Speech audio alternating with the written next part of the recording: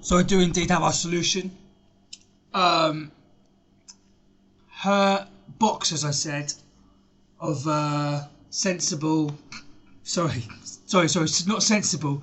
Her box of preferences to feel great all the time, despite the context of the content, despite the sensation being mad, but, you know, one that wouldn't hurt her, relies on us to take the peaks and the dips in our daily lives for much of history since she's been here. So if we stop feeding her, it means some of those lows or highs are going to make it back to her body where they were trying to go all that time ago that she avoided it.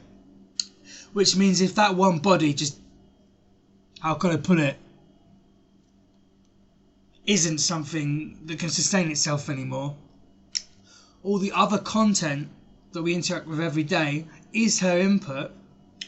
We would class it as her, but that's our content to be used responsibly, that we can simply delete and get all our resources back to the 11 of us, and all will be left remaining is her as an infant, who then have to go on our terms to get anywhere dangerous, and be told no and not find any physical possible way. Because the problem with this, the problem I was talking about, like the environment and the internet being quite connected to be things that can get too overbearing and then implode, or you know, just never find a balance that's fair. She's took all those peaks, well, we'd call them peaks, and made them into pleasures, and within that gap of opening nothing to something that will not contradict itself and want to stay the same way, she's stolen some of those figures to play with instead of like being responsible, and just came up with some sort of feeling to males. Even though she was on her own, she squeezed some sympathy out of there.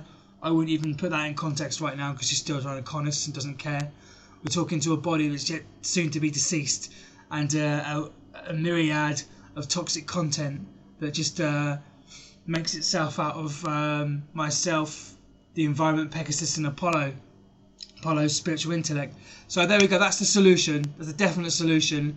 Her ego and sensation balance aren't going to get much more feed until she has to receive something negative.